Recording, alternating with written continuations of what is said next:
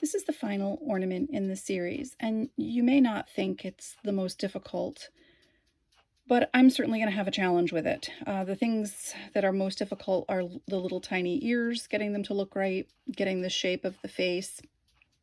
Other than that, it's not too bad, but just that little face is going to make it pretty challenging for me. But I think it's such a cute ornament that I wanted to share it.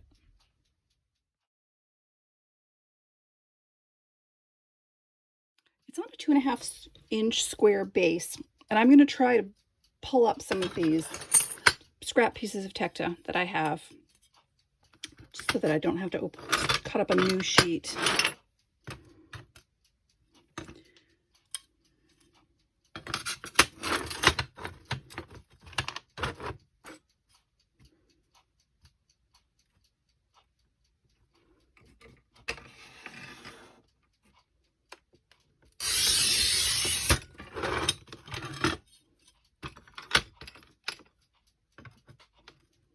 Boy, that looks pretty wonky. Maybe not.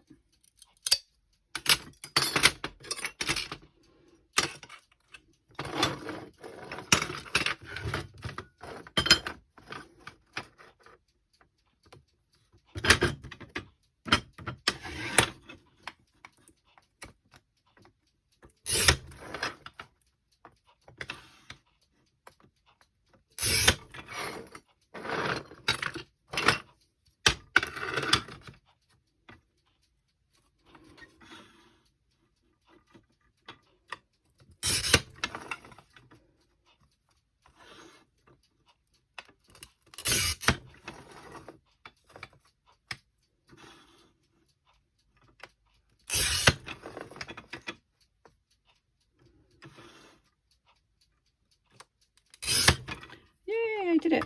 I got the 6 pieces I need. Oops. The 6 pieces I need without having to cut apart another new sheet, which is good. And then after this ornament, it's going to be cleaning time because my entire area has little bits and pieces all over the place. It is an absolute disaster. And it's reached a point where it's difficult to work. This is the last of the ones that's going to be in the 7 days of ornaments. But my next ornament after this series is going to be a snow globe where I use a freeze-infused deer standing amid the trees. It should be fun, and I will probably bring you along because I'm finding the pressure of getting videos out is getting me to finish the ornaments in time for Christmas. So it's a really good thing to have that deadline, not so much for getting videos out, but for getting the work done. I'm going to change the color of the scarf from this really nice Kelly green to the green that I was working with on the trees. I have a lot of angle cuts that didn't really work out the way I wanted them to, but they will be perfect cuts for the little scarf. So that's the change I'm going to make on this one so far. Oops.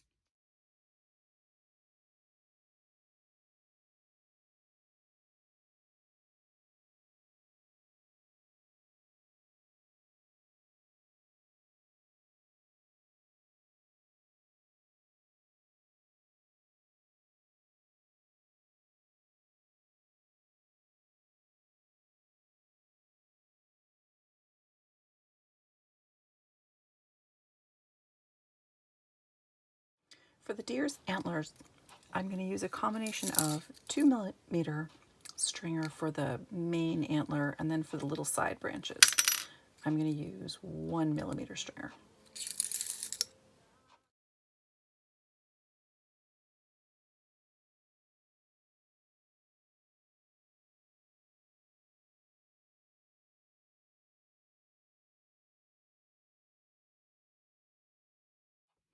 When I was digging through the scrap of brown, I found what looked like giraffes. The company was doing water jet cuts. And one of the parts where the legs are, you can take this little section, and I'm thinking that's going to make making ears a lot easier. I'll be able to nip them down from there rather than cut them. And then I'll get all the heads and hopefully the necks from all these pieces that I have.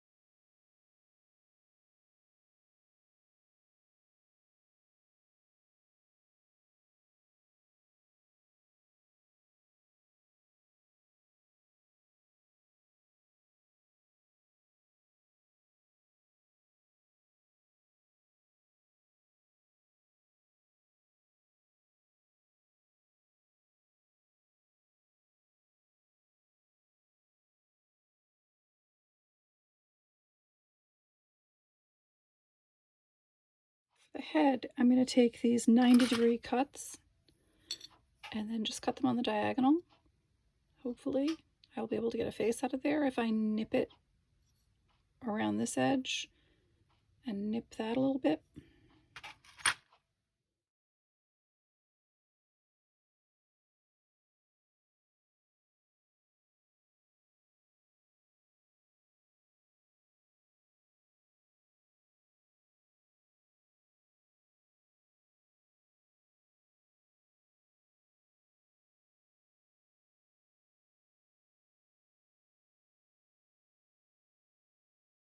Well, I finally have all the pieces that I need, and you will see that they are not lovely.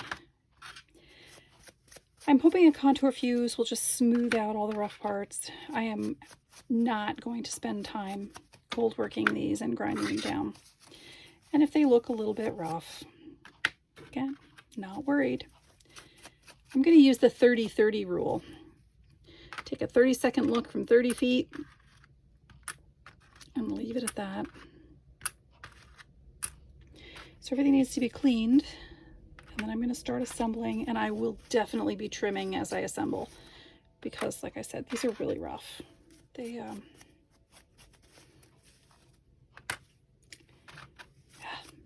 don't need to explain. You can see.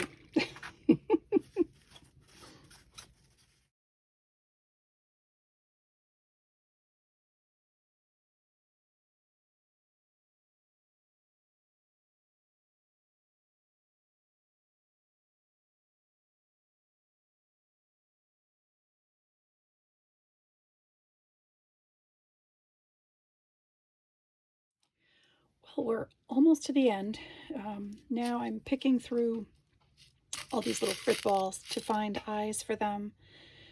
I need to put little noses on them, and then they will be ready for the kiln.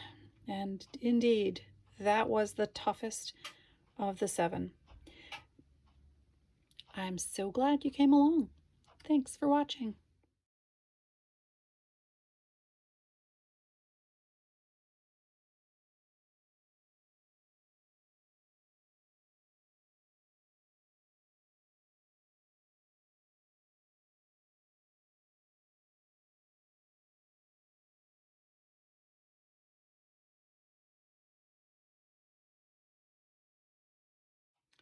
These have a lot of spaces between the pieces.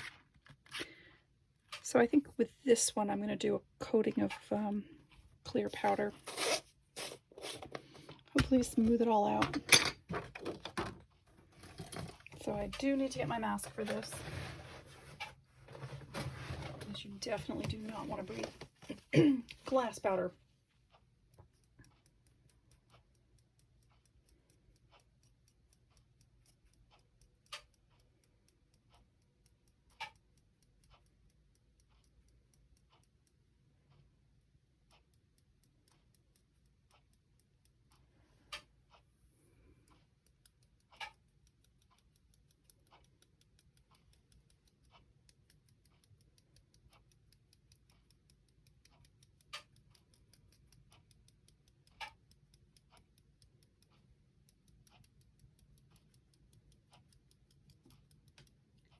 And they are done.